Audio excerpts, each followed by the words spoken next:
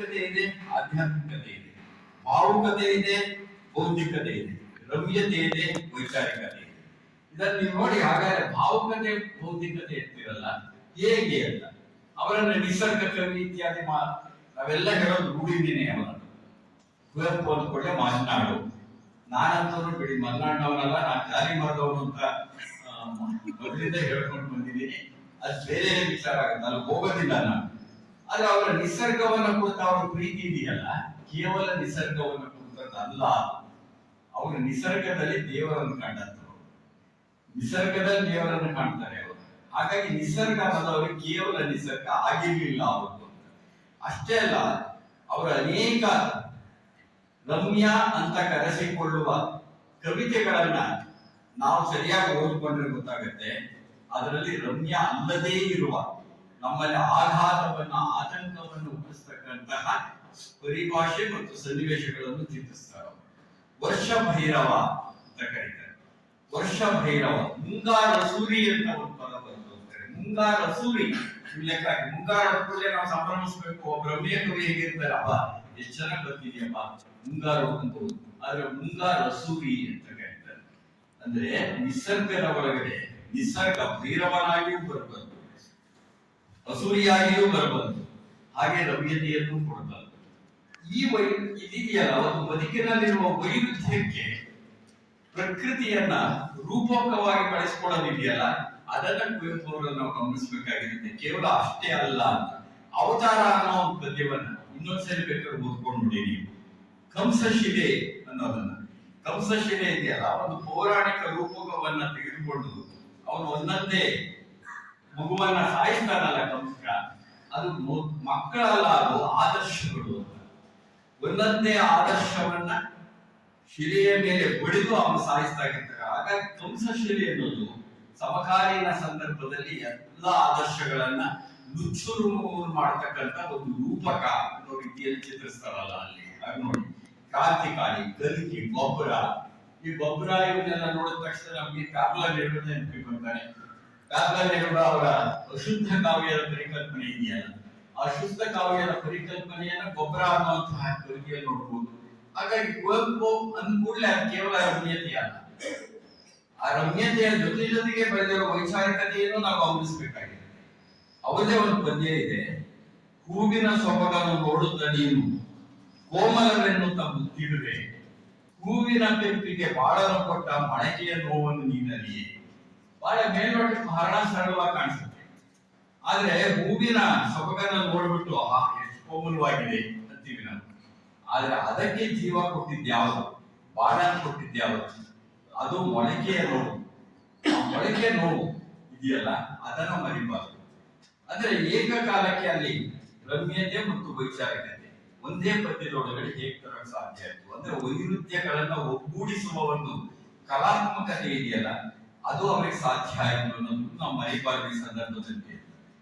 ಇನ್ನ ವಿಶೇಷ ಅಂತ ಅಂದ್ರೆ, ಕೆಲವು ಜಾತಿಯನ್ನ ಕುರಿತಂತೆ ಕೆಲವು ಮಾತುಗಳನ್ನ ಹೇಳ್ಬೋದು. ಜೊತೆಗೆ ಸಾಮಾಜಿಕತೆ ಮತ್ತು ಆಧ್ಯಾತ್ಮಿಕತೆ, ಯಾವ ಕಾಲದ ಶಾಸ್ತ್ರ ಏನು ಹೇಳಿದರೇನು, ಎದೆಯ ದನಿಗೂ ಮಿಗಿಲು ಶಾಸ್ತ್ರವೆಂಬುದೇನು.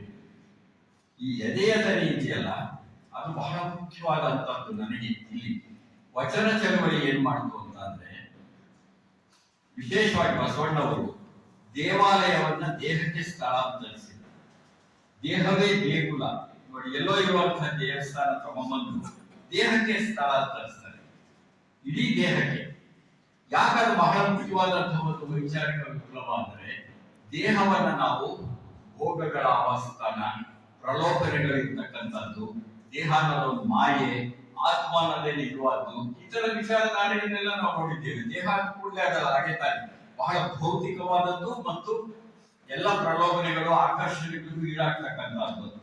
ಯಾವುದನ್ನ ನೀವು ಪ್ರಲೋಭನೆಗಳು ಮತ್ತು ಆಸೆ ಆಕಾಂಕ್ಷೆಗಳ ಆವಾಸ ಸ್ಥಾನ ಅಂತ ಜನ ನಂಬಲಾಗಿತ್ತು, ಆ ಜಾಗಕ್ಕೆ ಇಡೀ ದೇವಸ್ಥಾನವನ್ನ ಬಸವಣ್ಣ ತಂದಿದ್ರು. ಆ ದೇವಸ್ಥಾನದ ಸ್ಥಳಾಂತರ ಇದೆಯಲ್ಲ, ಆ ಸ್ಥಳಾಂತರವೇ ಒಂದು ವೈಚಾರಿಕ ವಿಪ್ಲವ ಆಗಿತ್ತು. ಆದ್ರೆ ಅದನ್ನ ಮುಂದುವರಿಸಿದವರು ಕುವೆಂಪು ಅವರೇನ್ ಹೇಳ್ತಾರೆ, ಜಲಗಾರ ನಾಟಕದಲ್ಲಿ ಬೀದಿ ಗುಡಿಸುವ ಬಡವನ ಎದೆಯಲ್ಲಿ ನಾನಿರುವೆ, ಎದೆಯನ್ನ ಗಮನಿಸಿ. ಉಳುತ್ತಿರುವ ಒಕ್ಕಲಿಗನ ಎದೆಯಲ್ಲಿ ನಾನಿರಬೇಕು. ಅಲ್ಲಿ ಎದೆ ಅನ್ನೋದನ್ನು ಗಮನಿಸಿ. ಜಲಗಾರ ಹೇಳ್ತಾನೆ, ನಾನು ಎದೆಯೇ ದೇಗುಲ ಅಂತಾನೆ. ಎದೆಯ ದನಿಗೂ ಮಿಗಿಲು ಶಾಸ್ತ್ರವಿರುವುದೇನು ಅಂದ್ರೆ, ದೇಹಕ್ಕೆ ಬಂದಿದ್ದಲ್ಲ ದೇವಸ್ಥಾನ, ಅದರಲ್ಲಿರುವ ದೇವರನ್ನ ಹೃದಯಕ್ಕೆ ತಂದವರು ಕುವೆಂಪು. ಈ ಒಂದು ವೈಚಾರಿಕ ವಿಸ್ತರಣೆ ಇದೆಯಲ್ಲ, ಆ ದೇಹ ಮತ್ತು ಒಳಗಡೆ ಇರೋದು ಆ ಹೃದಯಕ್ಕೆ ತಂದಿದೆಯಲ್ಲ, ಇದು ಸುಮ್ಮನೆ ಸಾಮಾನ್ಯವಾಗಿ ಸಂಭವಿಸಿದ್ದಲ್ಲ. ಇವರು ವಿಸ್ತರಣೆ ಮಾಡಿದ್ರು ಅಂತ ಹೇಳಿದ ಕೂಡಲೇ ಬಸವಣ್ಣನವರ ಮಹತ್ವದ ವೈಚಾರಿಕತೆಗೆ ವಿರುದ್ಧವಾದದ್ದು ಅಂತಾಗಲಿ, ಅದು ಕಡಿಮೆ ಅಂತಾಗಲಿ ಖಂಡಿತ ಅಂದ್ರೆ 12ನೇ ಶತಮಾನಕ್ಕೆ ಬಹಳ ದೊಡ್ಡ ಒಂದು ವೈಚಾರಿಕ ವಿಪ್ಲವ ಆಗಿತ್ತು ಅದು. ಆದ್ರೆ ಆ ದೇಹದ ಒಳಗಡೆ ಇರೋ ಎದೆ, ಒಂದು ಬಡವ ನೆದಿಯಲ್ಲಿ ನಾನಿರುವೆ, ಒಕ್ಕಲಿಗ ನೆದಿಯಲ್ಲಿ ನಾನಿರುವೆ, ಆ ನೆದಿಯೇ ದೇಗುಲ, ಎದೆಯದರಿಗೂ ಮಿಗುಲು ಶಾಸ್ತ್ರವಿರುವುದೇನು. ಇಲ್ಲಿ ಬಹಳ ಮುಖ್ಯ ಅಂತ ಅನಿಸಿದ್ರು ನಾನು ಆಕಾರ ಮತ್ತು ನಿರಾಕಾರಗಳ ವಿಷಯ.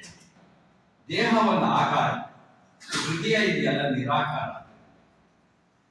ಒಬ್ಬ ವೈದ್ಯನಿಗೆ ಹೃದಯ ಅನ್ನೋದಕ್ಕೆ ಆಕಾರ ಇರುತ್ತೆ.